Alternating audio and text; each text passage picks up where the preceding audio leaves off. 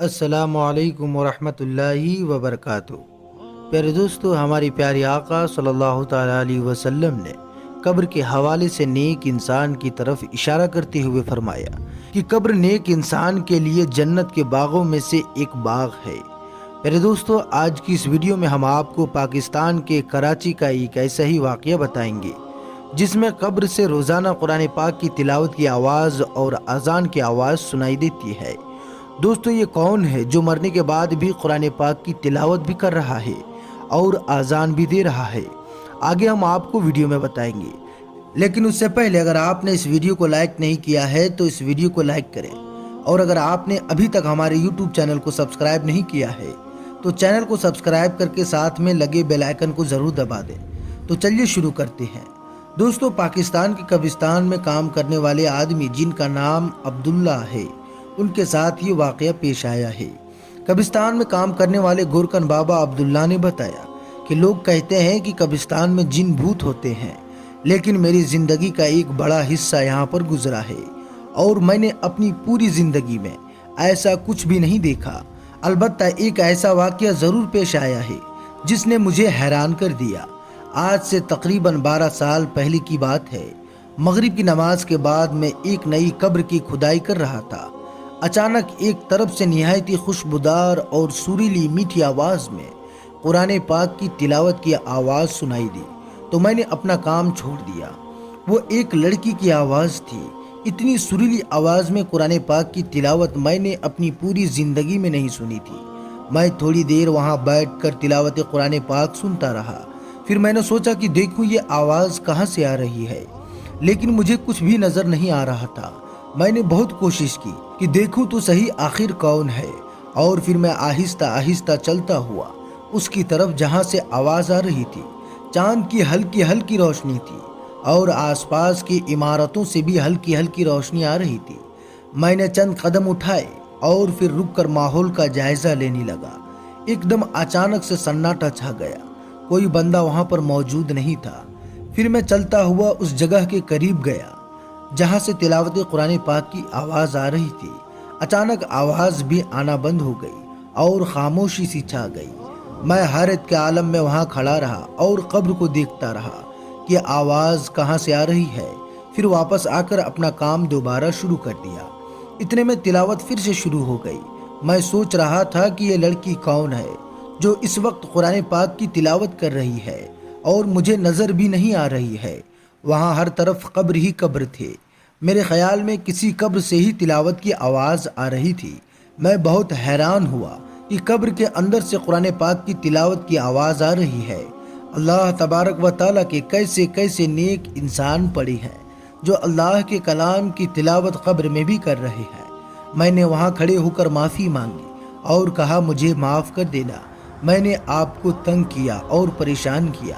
پھر میں نے تقریباً 3 ہفتے تک ان قبروں کی پہرے داری شروع کر دی اور میں اس کو دیکھنا چاہتا تھا جس سے قرآن پاک کی تلاوت کی آواز آ رہی تھی، لیکن میں نے دوبارہ وہاں ایسی کبھی آواز نہ سنی۔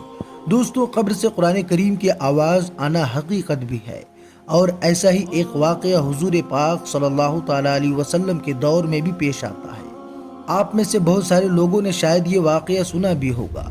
حضرت ابو طلحہ بن عبید اللہ فرماتے ہیں کہ میں اپنی زمین کی دیکھ بھال کے لیے جا رہا تھا تو راستے میں رات ہو گئی، اس لیے میں حضرت عبداللہ عمر بن حرام کی قبر کے پاس آ کر ٹھہر گیا۔ جب کچھ رات گزر گئی تو میں نے ان کی قبر سے تلاوت قرآن پاک کی بہترین آواز کو آتے ہوئے سنی۔ میں اس کو سن کر حیران رہ گیا۔ جب میں مدینہ منورہ واپس لوٹ کر آیا تو اس کا تذکرہ حضور پاک صلی اللہ تعالیٰ علیہ وسلم سے کر دیا تو ہمارے پیارے آقا صلی اللہ تعالیٰ علیہ وسلم نے فرمایا، کیا اے ابو طلحہ، تم کو یہ معلوم نہیں کہ خدا نے ان شہیدوں کی ارواح کو قبض کر کے زمرد اور یاقوت کے قندیلوں میں رکھا ہے اور ان قندیلوں کو جنت میں آویزہ فرما دیا ہے۔ جب رات ہوتی ہے تو یہ روحیں قندیلوں سے نکل کر ان کے جسموں میں ڈال دی جاتی ہیں اور پھر صبح وہ اپنی جگہ پر واپس لائی جاتی ہے۔ اب میرے پیارے دوستو، یہاں پر اس بات کا ثبوت ہے کہ حضرت شہدائے اکرام اپنی اپنی قبروں میں پوری لوازم حیات کے ساتھ زندہ ہے اور وہ اپنے جسموں کے ساتھ جہاں چاہیں جا سکتے ہیں۔ تلاوت کر سکتے ہیں اور دوسرے قسم کے کام بھی کر سکتے ہیں اور کرتے بھی ہیں۔ اب یہاں میرے پیارے دوستو کراچی کے اس قبر کی بات کرتے ہیں، جس کی قبر میں بہت سارے لوگوں نے تلاوت قرآن پاک کی آواز کو آتے ہوئے سنی۔ دوستو، والدین کی فرما برداری میں اللہ تبارک و تعالیٰ نے نہایت ہی اچھا اجر رکھا ہے اور نافرمانی پر بدترین سزا بھی رکھی ہے۔ ایسا ہی ایک واقعہ کراچی کے قبرستان میں پیش آیا، جب والدین کا ایک فرما بردار بیٹا فوت ہو گیا، اس کا انتقال ہو گیا، تو اس کو دفن کرتے وقت ایک ایسا ہی واقعہ پیش آیا جس نے وہاں موجود لوگوں پر حیرانگی طاری کر دی۔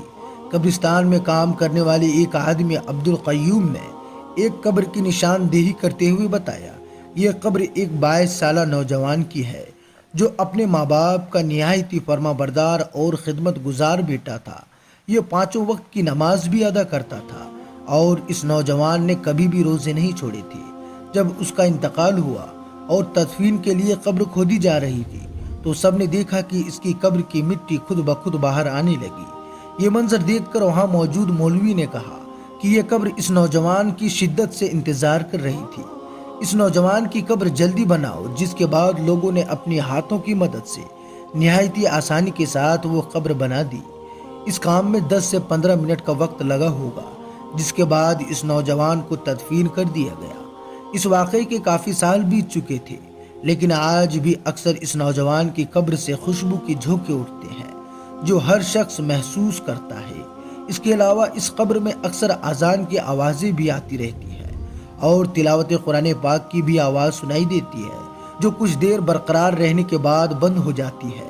اس گورکن نے بتایا کہ اس واقعے کو بہت سال گزر چکا ہے، مگر آج بھی اس قبر سے قرآن پاک کی اور اذان کی آواز بلند ہوتی ہے اور خوشبو بھی آتی ہوئی محسوس ہوتی ہے، جو کچھ دیر تک برقرار رہتی ہے اور پھر بند ہو جاتی ہے۔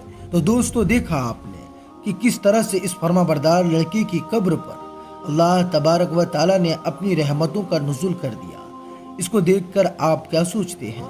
کمنٹ باکس میں ہمیں ضرور بتائیں۔ پیارے دوستو، آج کی اس ویڈیو میں بس اتنا ہی تھا، پھر ملیں گے ایک اور نئی اور پیاری ویڈیو کے ساتھ۔ تب تک کے لیے آپ اپنا اور اپنے قریبیوں کا بہت زیادہ دھیان رکھیے گا۔ السلام علیکم، اللہ حافظ۔